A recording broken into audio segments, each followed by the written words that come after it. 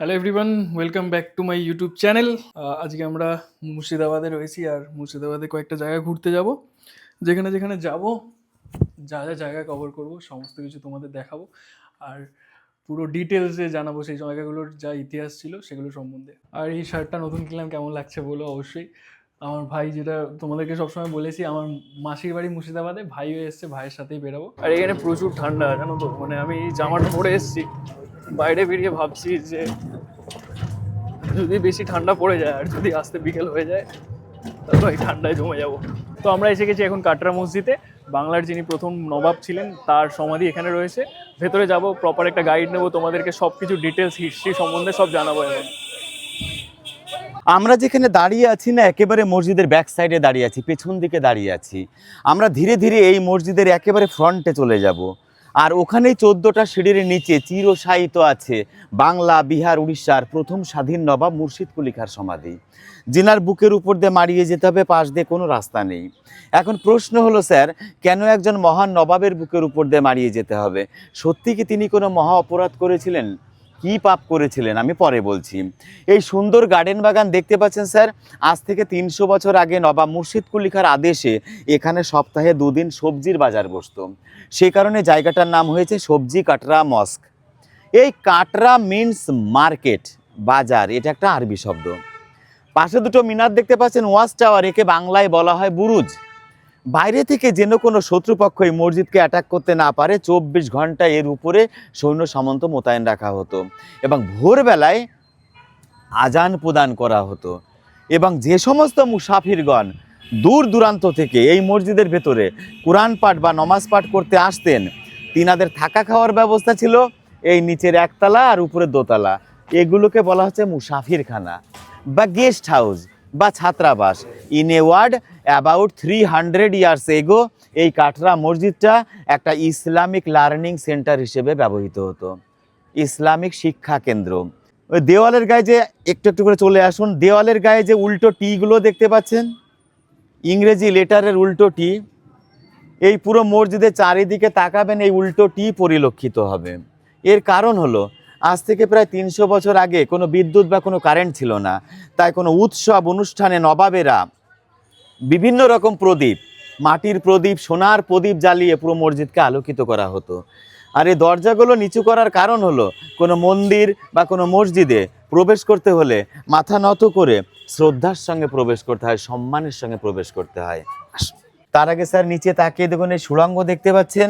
এই মসজিদের 3 দিকে এরকম 14টা সুড়ঙ্গ আছে। যুদ্ধ বিগ্রহের সময় আত্মরক্ষার জন্য এগুলো ব্যবহার করা হতো। যখন স্যার বহিঃশত্রুর আক্রমণ হতো বা বর্গীরা আক্রমণ করত, খুকু ঘুমোলো, পাড়া জুড়োলো, বর্গী এলো দেশে, মারাঠা দস্যুদের বর্গী বলা হতো। বর্তমানে সেন্ট্রাল গভর্নমেন্ট এটাকে চেক আপ করার পর ভেতরে সব সিল করে দিয়েছে, কোনো সুড়ঙ্গ রাস্তা এখন আর নেই। এখন ম্যাম এগুলো ভেন্টিলেটারের কাজ হয়। 24 আওয়ার্স ইয়ার পাসের ফলে এত বড় মসজিদ ড্যামেজ হবে না, তাই কিছুটা খোলা রাখা আছে, কোনো সুড়ঙ্গ রাস্তা এখন আর নেই।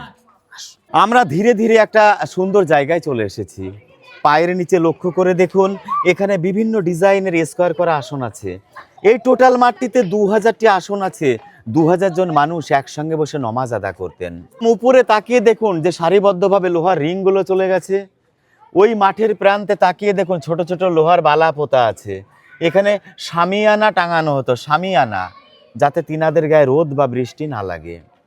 আর এই যে দেওয়ালের গায়ে তাকিয়ে দেখুন যে 4 কোনা খোপ খোপগুলো দেখতে পাচ্ছেন, পুরো মসজিদের সামনে তখনকার দিনের বহু মূল্যবান বেলজিয়াম গ্লাস বসানো ছিল। আর যে কাচের বৈশিষ্ট্য ছিল, when at night the moonlight fell on the glass it was sparkling all around, চারিদিকে ঝলমল করে উঠত। কিন্তু সেই সমস্ত বহু মূল্যবান বেলজিয়াম গ্লাস সময়ের সাথে সাথে বিলীন হয়ে গেছে। কিছুটা ইংরেজরা, কিছুটা দেশীয় যারা ব্রিটিশ ছিল, বেঈমান বিশ্বাসঘাতকের দল, তারাই আত্মসাৎ করেছে।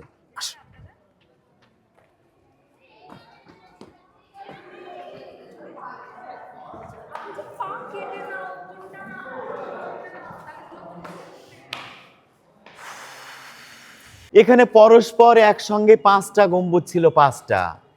1897-এ এক ভয়ঙ্কর আর্থকোয়েকের ফলে মধ্যের 3টে গম্বুজ পরস্পর ভেঙে গেছে। এই গম্বুজের স্যার বৈশিষ্ট্য ছিল এখানে কোনো লোহা বা সিমেন্টের ব্যবহার হয়নি। আপনার সুলতানি যুগে বা মুঘল আমলে যে সমস্ত স্থাপত্য ভাস্কর্য দেখা যায় কোনোটাতে সিমেন্টও নেই, লোহাও নেই। তাহলে কিভাবে এতটা বছর ধরে টিকে আছে? তখনকার দিনে সিমেন্ট তৈরি করা হতো চুন, সুরকি, ডিমের কুসুম, বটের আঠা, মেথি জল, ডাবের জল, খয়ের জল, পাকা কলা, সাবু জল, চিটিয়ে গুড় ইত্যাদির সংমিশ্রণে পচন ধরিয়ে আঠা তৈরি করা হতো। আর সেই আঠার ভেতরে ইটের উপর ইট সাজিয়ে এগুলো সব ব্যালেন্সের উপর বসানো আছে, আর্চের উপর বসানো আছে। বাইরে নমাজ পাঠ হতো, এখানে কোরআন নিয়ে ডিসকাশন হতো এই জায়গাটাতে। এই 3টে সিঁড়ির উপরে মৌলভী সাহেব দাঁড়িয়ে কোরআন পাঠ করাতেন। উপরে একটা কোষ্টি পাথরে লেখা আছে দেখুন, যিনারা মুসলিম সম্প্রদায় ওনাদের একটা পবিত্র কলমা লেখা আছে এখানে। এখানে লেখা আছে লা ইলাহা ইল্লাল্লাহু মুহাম্মাদুর রাসূলুল্লাহ। এই কথার অর্থ হলো আল্লাহ এক, অদ্বিতীয় এবং মুহাম্মদ তার প্রেরিত রসুল। রসুল মানে দূত, Messenger. Allah is Almighty and Mohammad is his Messenger. এইবার ইতিহাসটা একটু বলে ভালো লাগবে। আমাদের এই বাংলায় টোটাল 18 জন নবাব নবাবি করে গেছে, 18 জন। প্রথম নবাব ছিলেন মুর্শিদ কুলি খাঁ। বাংলার দ্বিতীয় নবাব ছিলেন মুর্শিদ কুলি খাঁর জামাই সুজাউদ্দৌলা। বাংলার তৃতীয় নবাব ছিলেন সুজাউদ্দৌলার পুত্র সরফরাজ খাঁ, তারপর আলীবর্দী খাঁ, তারপর সিরাজদৌলা। সিরাজদৌলা বাংলার পঞ্চম নবাব, শেষ স্বাধীন নবাব। আর সিরাজদৌলার মৃত্যুর পর স্যার আমরা পুরো ভারতবাসী প্রায় 200 বছর ইংরেজের গোলাম হয়ে গেছিলাম। অবশেষে 1947-এর 15ই আগস্ট আমরা স্বাধীনতা পাই। কিন্তু সিরাজদৌলার মৃত্যুর পর অনেকে নবাব হয়েছিলেন, প্রায় 13 জন নবাব হয়েছিলেন, আর তারা সকলেই ছিলেন পরাধীন নবাব। আসল ক্ষমতা ইংরেজের হাতে চলে যায়। তাহলে প্রথম নবাব কে হয়েছিলেন? মীর জাফর, তারপর মীর কাসিম, তারপর নাজমুদ্দৌলা, সৈফুদ্দৌলা, মোবারকদৌলা, বাবর আলী, আলিজা, ওয়ালাজা, হুমায়ুনজা, ফেরাদুনজা, হাসান আলী, ওয়াসেফ আলী, ওয়ারেস আলী। এইভাবে 18 জন নবাব নবাবি করে গেছে। তো স্যার এই মুর্শিদ কুলি খাঁ একমাত্র নবাব যিনি হিন্দু থেকে ইসলাম ধর্ম নিয়েছিলেন। ওই দাক্ষিণাত্যের কোনো এক হিন্দু ব্রাহ্মণ পরিবারে ইনি জন্মেছিলেন। এর নিজের নাম ছিল সুদর্শন নারায়ণ মিশ্র। ছোটবেলায় অভাবের তাড়নায় একে বিক্রি করে দিয়েছিল ইরানের এক হাজি শফির কাছে কৃতদাস রূপে। সেই হাজি শফি একে নিজের সন্তানের মতো বড় করে তোলেন। পরবর্তীকালে হাজি শফির মৃত্যুর পর ইনি চলে আসেন দিল্লি সম্রাট ঔরঙ্গজেবের দরবারে। আর তখন সম্রাট ঔরঙ্গজেবের অবস্থা ভয়ঙ্কর খারাপ। ওই শিবাজির সঙ্গে 28 বছর মারাঠা যুদ্ধ, দাক্ষিণাত্যের যুদ্ধ, নানা রকম যুদ্ধ করতে করতে ঔরঙ্গজেবের রাজকোষাগার প্রায় শূন্য হয়ে গিয়েছিল। ওর অর্থের প্রয়োজন ছিল। আর তাছাড়াও স্যার জীবনের শেষ দিকে সম্রাট ঔরঙ্গজেবকে ভারতবর্ষের বিভিন্ন প্রদেশ ট্যাক্স দেওয়া বন্ধ করে দিয়েছিল, এক্সেপ্ট বেঙ্গল। তাই 1701 খ্রিস্টাব্দে সম্রাট ঔরঙ্গজেব এই মোহাম্মদ হাদিকে করতলব খাঁ উপাধি দিয়ে এই বাংলায় পাঠিয়েছিল দেওয়ান হিসেবে। তা what is the definition of dewan? দেওয়ান কাকে বলা হয়? ট্যাক্স কালেক্টরকে দেওয়ান বলা হয়। আর এখানে পাঠিয়েছিল প্রথমে জাহাঙ্গীরনগরে। ঢাকার পূর্ব নাম ছিল জাহাঙ্গীরনগর। কিন্তু স্যার ওই জাহাঙ্গীরনগরে আগে থেকেই সুবেদার ছিলেন ঔরঙ্গজেবের নাতি আজিমুস শান নামে এক ব্যক্তি। এই আজিমুস শান বড় ভালো মানুষ ছিলেন না। কিছুদিনের মধ্যেই করতলব খাঁয়ের সঙ্গে বিরোধ বেঁধে যায়। তাই চতুর করতলব খাঁ তার দেওয়ানখানা জাহাঙ্গীরনগর থেকে এই মুকসুদাবাদে শিফটেড করেন। আর এখান থেকে স্যার কোটি কোটি টাকা নজরানা রাজস্ব উনি তুলতেন আর সম্রাট ঔরঙ্গজেবের কাছে পাঠাতেন। তাই খুশি হয়ে সম্রাট ঔরঙ্গজেব এই করতলব খাঁয়ের উপাধি দিয়েছিলেন মুর্শিদ কুলি খাঁ। তাহলে মুর্শিদ কুলি খাঁ কথার মানে কি? মুর্শিদ মানে হচ্ছে টিচার, রিলিজিয়াস টিচার। আর কুলি শব্দের অর্থ হলো সার্ভেন্ট, ভৃত্য বা চাকর। আর খাঁ মানে বিশ্বস্ত। সম্রাট ঔরঙ্গজেবের একজন বিশ্বস্ত কর্মচারী ছিলেন। যেমন স্যার সিরাজদৌলা কথার মানে কি? সিরাজদৌলা কথার মানে হলো রাষ্ট্রের প্রদীপ। রাষ্ট্রের প্রদীপ অনেক আদর করে আলীবর্দী খাঁ নাতির নাম রেখেছিলেন সিরাজদৌলা।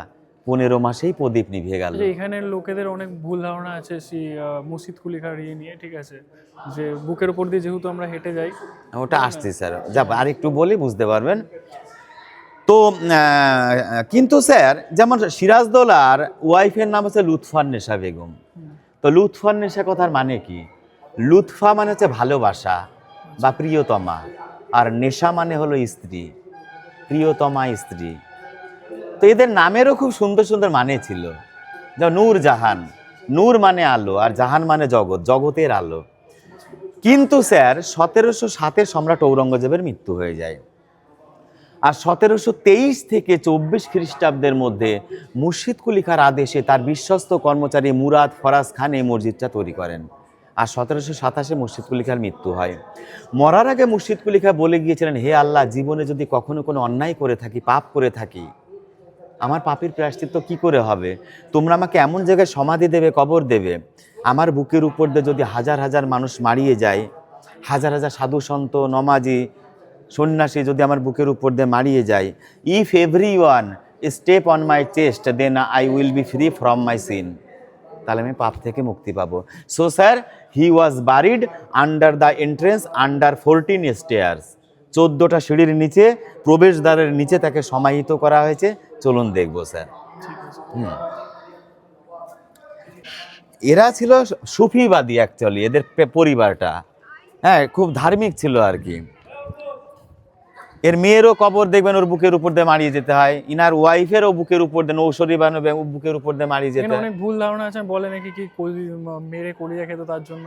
ওটা হচ্ছে ওর মেয়ের গল্প, ওটা পরে বলছি। তো sir, you can see a marble stone, there are some good sentences written here. এখানে খুব সুন্দর কিছু কথা লেখা আছে। It is written here, the Muhammad of Arabia is the glory of both the world. আরবের মোহাম্মদ উভয় জগতের গৌরব। The man who take the dust of his door, যে ব্যক্তি এই দ্বারের ধুল স্পর্শ করে, let the rain of dust be showered on his head, তার মাথায় রেন অফ ডাস্ট, ধুলি বৃষ্টি হোক, তার কল্যাণ হোক, তার মঙ্গল হোক। তার মানে আপনারা এখানকার ধুল স্পর্শ করেছেন, আপনাদের কল্যাণ হবে, মঙ্গল হবে, এটাই লেখা আছে এখানে।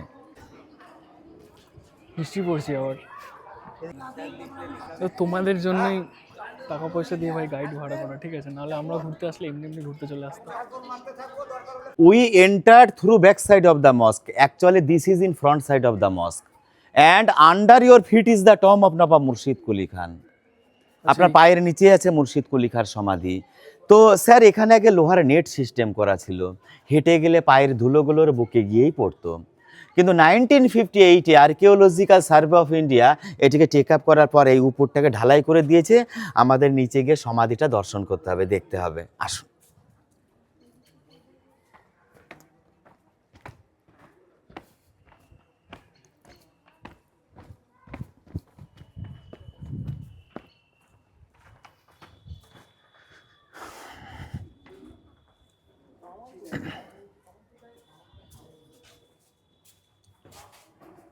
ভূমিকম্পের জন্য প্রচুর প্রবলেম হয় না, হ্যাঁ। প্রচুর ক্ষতিগ্রস্ত হয়। নীরবে নিস্তব্ধে চিরশায়িত আছে বাংলা, বিহার, উড়িষ্যার প্রথম স্বাধীন নবাব মুর্শিদ কুলি খাঁর সমাধি, জিনার বুকের উপর দিয়ে আমরা মারিয়ে এলাম। এই মুর্শিদ কুলি খাঁর একটা মেয়ে ছিল, ভালো নাম হচ্ছে আজিমুন্নেসা বেগম, ইতিহাসে যাকে কলিজা খাকি বেগম বলা হয়, যিনি নাকি হাট খেত, কলিজা খেত। এটা সম্পূর্ণই প্রচলিত কাহিনী, এটা মিথ।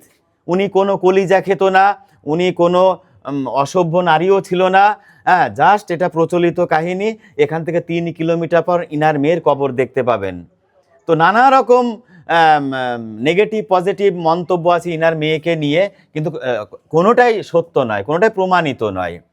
ইতিহাসেও লেখা আছে ইনি কলিজা খেতেন, ইনার নাকি একবার ভীষণ কঠিন অসুখে আক্রান্ত হন, কিন্তু ব্যাপারটা সম্পূর্ণ ভুল।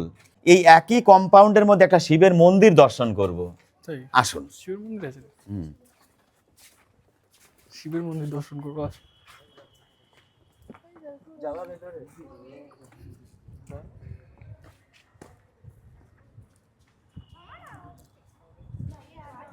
তো এখানে তোমরা মুর্শিদ কুলি খাঁর কবর দেখলে। এখানে যেরকম পয়সা দেবে ভাই গাইডদেরকে, সেরকম তোমাদেরকে বলবে। যদি 50 টাকা দাও গাইডদেরকে, তাহলে বলবে মুর্শিদ কুলি খাঁ আগে মানে জীবিত মানুষদের কলিজা খেত, তাই এখানে পুঁতে দেওয়া আছে। আর যদি ভালো পয়সা দাও আমাদের মতো, তাহলে আমাদের গাইড যেরকম বললো, শুনতে পেয়েছো, বাংলার প্রথম নবাব তার কবর এখানে দেওয়া। তো এটা সব কিছুর উপর নির্ভর করে। যেমন তোমরা জিমে ট্রেনিং করতে আসো, 1000 টাকা দিয়ে পার্সোনাল ট্রেনিং নিলে তোমাকে ট্রেনার যেরকম করাবে আর 10,000 টাকা দিয়ে পার্সোনাল ট্রেনিং নিলে দুটোর মধ্যে অনেক ডিফারেন্স ভাই। আমরা ব্যাক সাইড দিয়ে প্রবেশ করেছি, এটা ফ্রন্ট সাইড। ব্যাক সাইডে দুটো ওয়াচ টাওয়ার দেখেছি, ফ্রন্টেও দুটো ওয়াচ টাওয়ার ছিল। এই দেখুন, ওই একটা আর এই কর্নারে একটা, এই দুটো সেই ভূমিকম্পে ভেঙে গেছে, আর পেছনের দুটো এখনো আছে। আসুন।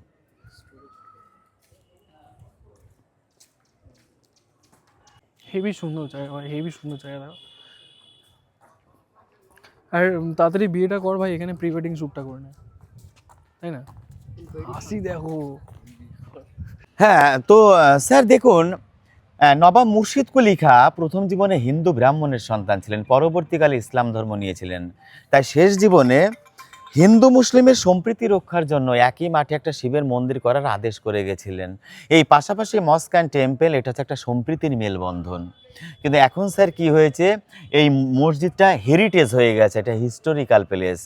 জাতি ধর্ম বর্ণ নির্বিশেষে দেখে বেরিয়ে যেতে হবে, এটা কাউকে ব্যবহার করতে দেওয়া হয় না, জাস্ট হিস্টোরিক্যাল প্লেস।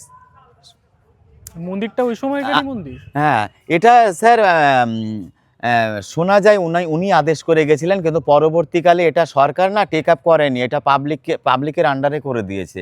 আচ্ছা এটা চাঁদা তুলে মার্বেল পাথরগুলো বসানো হয়েছে। এটা এই পাড়াটা পুরো হিন্দু পাড়া। আচ্ছা হ্যাঁ, সেই কারণে চাঁদা তুলে, যেহেতু এটা পাবলিকের আন্ডারে আছে, এটা সরকারের আন্ডারে নেই, সেহেতু এটা প্রচলিত, এখানে সবাই use দৈনন্দিন করতে পুজো পার্বণ হয়, কিন্তু এখানে নমাজ হয় না, কারণ এটা হেরিটেজ হয়ে গেছে, এটাই কারণ।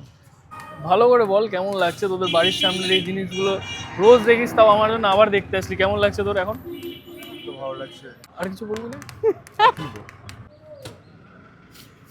বলছে আমি ভদ্র, আমি আর কিছু বলবো না। তো আমরা এখন যাচ্ছি তোপখানায়, যেখানে এমন একটা কামান আছে, কামানটা কখনো ঠিকঠাকভাবে মাপা যায় না, সেই জিনিসটাও দেখাচ্ছি তোমাদের ডিটেলসে। দাদা রয়েছে, দাদা বোঝাবে জিনিসটা কেমন কি হয়, বৃত্তান্ত কি। বেশিক্ষণ লাগে না, এখান দিয়ে টোটো করে নিয়েছি আমরা, ওখানে গিয়ে দেখা হচ্ছে। আমরা মুর্শিদাবাদের অন্যতম একটা শ্রেষ্ঠ জায়গায় চলে এসেছি, সেটা হচ্ছে তোপখানা। হ্যাঁ, আর আমাদের একেবারে সাথেই আমরা দাঁড়িয়ে আছি জাহানকোষা কামান। হ্যাঁ, বিশ্ব বিধ্বংসী কামান, জাহানকোষা কামান, বিশ্বজয়ী কামান বলা হয় একে। এই নবাব মুর্শিদ কুলি খাঁ যখন ঢাকা থেকে তার দেওয়ানখানায় মুর্শিদাবাদে শিফটেড করেছিলেন, হ্যাঁ, তারপরেই কিন্তু এই কামানটা কিন্তু যুদ্ধ করার জন্য ওখান থেকে আনা হয়েছিল। এই কামানটা তৈরি হয়েছিল 1637 খ্রিস্টাব্দে শাহজাহানের আমলে। তৈরি করেছিলেন ঢাকার বিশ্ববিখ্যাত শিল্পী জনার্দন কর্মকার। এই কামানটি, এটা অষ্টধাতুর তৈরি, প্রায় 7,000 কেজি, এটা 7 টন আর কি, 7 টনের মতো ওজন, অষ্টধাতু দিয়ে তৈরি। হ্যাঁ, তো এটা প্রথমে জলপথে আনার সময় এটা এখানে একটা বট গাছের শিকড়ে আটকে যায়, পরে সরকার বাহাদুর সেখান থেকে উদ্ধার করে এই অবস্থায় এখানে বসানো হয়েছে। কিন্তু এটা খুব একটা ব্যবহৃত হয়নি, এটা ব্যবহার করতে প্রায় 17 কেজি বারুদ লাগ, কিন্তু এখন এটা এইভাবেই পড়ে আছে। আর এখানেই মুর্শিদ কুলি খাঁ বা তার পরবর্তী যতজন নবাব ছিলেন, ঠিক এই এরিয়াতেই এখানে অস্ত্রাগার তৈরি করেছিলেন, যেটাকে বলে যে তোপখানা কথার মানে হলো অস্ত্রাগার তৈরি করেছিলেন। কিন্তু তার এখানে কোনো নাম গন্ধ নিশানা এখন আর নেই, শুধু পড়ে আছে কামান, জাহানকোষা কামান। আর একটা কামান দেখতে পাবেন যার নাম হচ্ছে এই হাজারদুয়ারির, আপনি মাঠের মধ্যে দেখতে পাবেন, ওটাও তৈরি করেছিলেন আপনার জনার্দন কর্মকার।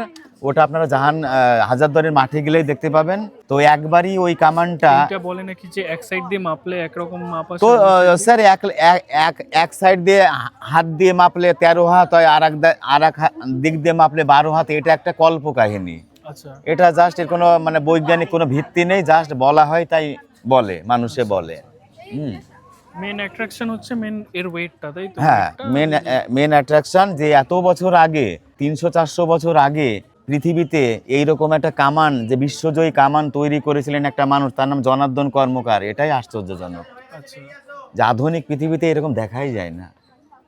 এই জায়গাটা অনেকে মিস করে যায়, বাট এখানে আসবে, নালে এইরকম একটা ঐতিহাসিক জিনিস তোমরা দেখতে পাবে না।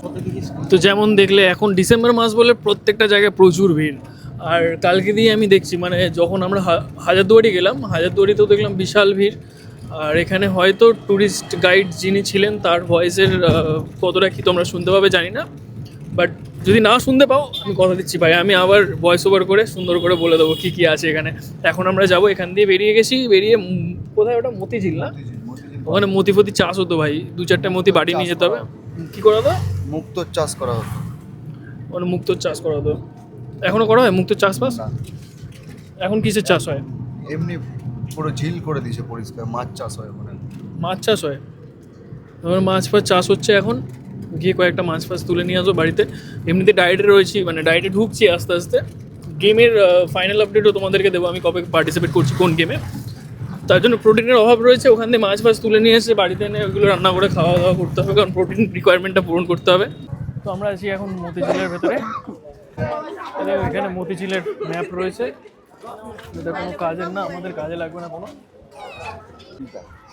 এই ঝিলটা হচ্ছে ঐতিহাসিক ঝিল, তাই তো? যেখানে মুক্ত চাষ করা হতো। এখানে আগে মিউজিক হতো, লাইট অ্যান্ড সাউন্ড বলে কিছু একটা ছিল, যেখানে তোমার মিউজিক হলে জলের মধ্যে দিয়ে লাইটের সাথে জল উঠতো, তাই তো? ওই ফোয়ারা টাইপের, তাই তো? এটা ঐতিহাসিক না কিন্তু। ওটা ঐতিহাসিক না, ওটা মানে ঐতিহাসিক আমি বলিনি ভাই, হিস্ট্রি পড়াতে থোড়ি এসছি তোমাদেরকে, ওটা আড্ডা মারতে এসছি, ঘুরতে এসছি। যতটুকুনি হিস্ট্রি ছিল ওইখানে রেখে এসছি ভাই, কামানের ওখানে। এই দেখো এখানে ট্রেন আসছে, এখন আমরা ট্রেনে উঠবো নাকি? ট্রেনে উঠে দেখো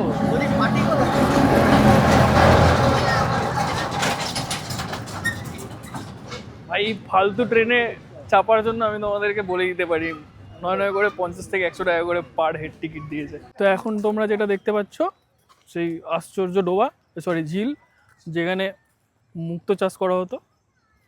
আর এটাই হচ্ছে ভাই মতিঝিল, বেশ সুন্দর জায়গা, ফ্যামিলি নিয়ে আসতে পারো, বন্ধু বান্ধব নিয়ে আসতে পারো, আড্ডা মারতে পারো। 1200 বিঘার জায়গা এখানে। আর ভেতরেই ভাই গাড়ি রয়েছে, ভেতরে টোটো রয়েছে, ট্রেন রয়েছে, যে ট্রেনের ভাই ইয়ের চাকা লাগানো, ছোটা হাতির চাকা লাগানো আছে। বেশ সুন্দর ভাই, চিল মারার জন্য, ঘোরার জন্য, ফ্যামিলি নিয়ে আসার জন্য দারুণ সুন্দর জায়গা। বিশাল একটা বড় মাঠ বলতে পারো, এখানে সুন্দর গার্ডেন ফার্ডেন করা আছে চারিদিকে, যেমনটা দেখতে পাচ্ছ তোমরা। Heavy heavy. তো এই জায়গাটা মনে হয় না আমরা হেঁটে আজকে শেষ করতে পারবো, মানে হেঁটে যাচ্ছি তো হেঁটেই যাচ্ছি আর হেঁটেই যাচ্ছি। সুস্থ শরীর ব্যস্ত করা, দেখে নাও, ঠিক আছে? এর ওর গায়ে গিয়ে পড়ে যাচ্ছে, কিছু করছে, বুড়ো বয়সে ভীমরুতি। করেছিস তুই কখনো স্কেটিং? এখানে আর বিশিষ্ট কিছু দেখার কিছু আছে? বিশিষ্ট কোনো ব্যক্তিগণ আসবে? আসবে না তো? তাহলে চ ভাই, আমার খিদে পেয়ে গেছে, আমার খিদে পেয়ে গেছে, তখন দিয়ে কেউ আমাকে খেতে দিচ্ছে না, এই হচ্ছে প্রবলেম এখানে।